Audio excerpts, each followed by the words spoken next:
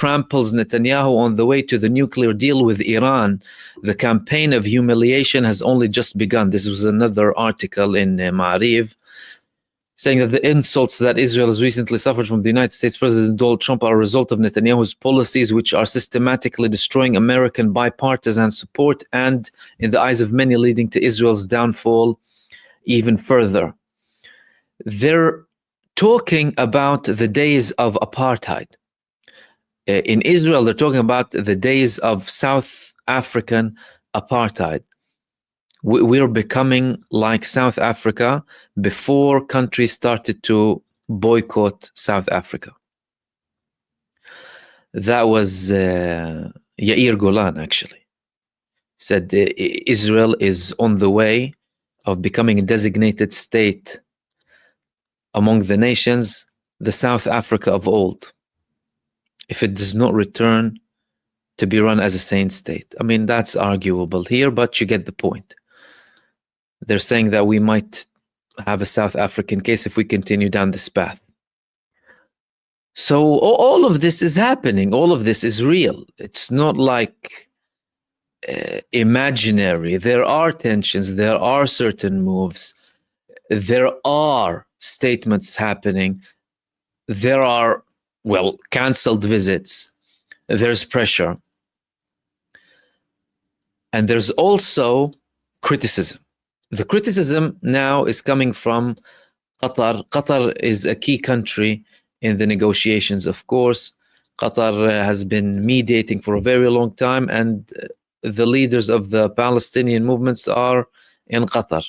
Now, one of the main Qatari figures in the negotiations, the Prime Minister Mohammed bin Abdulrahman Al Thani, he's slamming Israel directly. He's criticizing Israel and saying that what they're doing is irresponsible, which limits any chance of peace. Usually, he made statements before about certain sides delaying the prospect of a ceasefire because of political reasons, according to him, without naming Benjamin Netanyahu. But now he's outright saying that at a very sensitive period, when this condemnation is coming from European countries, and when they are also applying pressure on Israel. So does that mean that that's it? No more negotiations, and now we need to take action? Someone needs to take action? Well, according to different sources, they're saying that this move coming from Al Thani is actually a move to try and apply pressure on Israel. There was this report here in MAN, which is a Palestinian news agency. Negotiations in Qatar are ongoing and the possibility of reaching an agreement remains. Qatari's Prime Minister's pessimistic statements regarding the stalled negotiations fall within the framework of political pressure on the concerned parties. There is no concerned parties. It's Israel. It's Netanyahu who is actually delaying everything. Now, according to them, they're going to continue and talk, and there's still some sort of hope for ceasefire talks. But, you know, the Qataris and some countries are also applying pressure to try and see if that makes a change. Is it going to make any difference? I mean, the talks about pressuring Israel to allow aid, Israel confirming that by the words of its foreign minister, show that, well, it pushes something to happen, but not to the adequate level, not to the level that is required for the people to have what they need inside of the Gaza Strip. And Benjamin Netanyahu has repeatedly done that before. I mean, what are they, insane? Are they incompetent, the leaders? Are they playing as if they don't know or don't understand? You have a war criminal. You have a war criminal. You allowed a war criminal to conduct a genocide in Gaza. You still allow him to conduct a genocide. Donald Trump, talk about hypocrisy. He was licking his boots, basically, in his first visit to the United States, moving his seat and oh yeah, welcome and everything. when he was a wanted war criminal, as he still is now. And Trump was threatening the ISIS. This is what you get when you don't comply with international law. This is what you get when you don't take concrete measures against war criminals. They become more and more arrogant and more psychopathic, and they continue to do what they want to do. Well, are we going to pretend like this is now all? No. You should have taken action against this man before to stop him from his barbaric genocide and stop the state of Israel completely. Dismantle apartheid in Israel. That's it. This is what you need to do. Don't talk to him about a Palestinian state here and there and two state. Dismantle the country. Dismantle apartheid, Zionism, make it illegal, and then implement a one-state solution, simple, with equal human rights. It's very, very straightforward, but they like to make it appear as if it's too complicated. And it's too complicated, it's difficult. No, it's not difficult to understand. It's not complicated. It's the most straightforward conflict on earth. You have a country ruling with religious and ethnic supremacy through terror and expulsion and genocide. And you have people who have been oppressed for the past century. Very simple. Dismantle apartheid and implement equal rights. Very simple, very straightforward. Now, the people who don't buy into this talking and we told them you need to, and we condemn their actions now, are of course Yemen. Yemen now are escalating, and they are declaring that we are now having a siege on the Haifa port. So Ansarullah had this declaration. Armed forces announced a naval blockade on the port of Haifa and war companies against its presence there. This is a new phase coming from Yemen alongside the other escalations that they're having. The aerial blockade. Now they're saying the Haifa port. Haifa port is the gateway of Israel, by the way, to the world. It's the most important port. It's the main point of trade, import and export. Any significant attacks, and if there's an actual blockade on it, Israel gets totally roasted.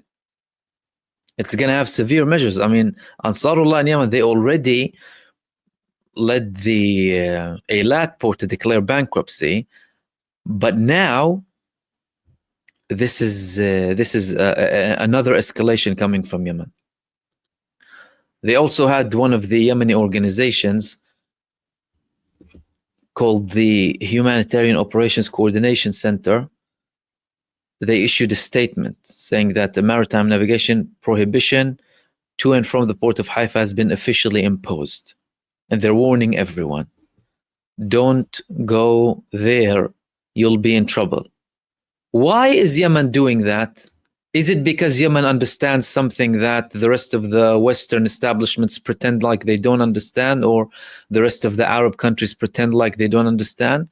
Probably, yeah, which is you're dealing with something problematic with its root, from its roots. You're talking about a violent entity based on violence, established on violence and racism and supremacy and terror. They were only pretending to be different at some points previously in history.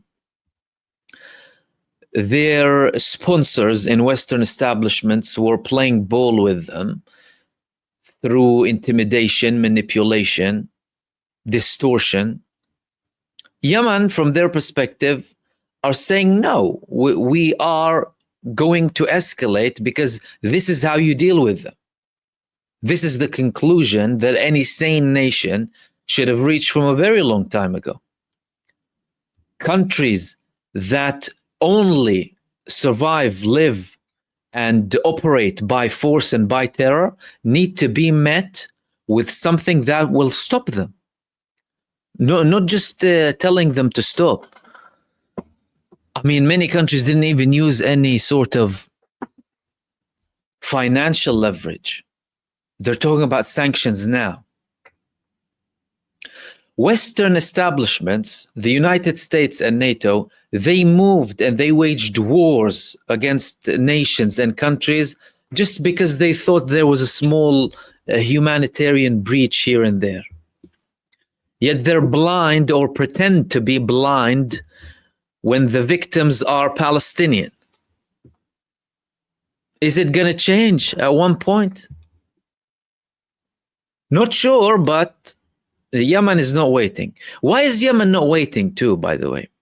You see, Yemen understands that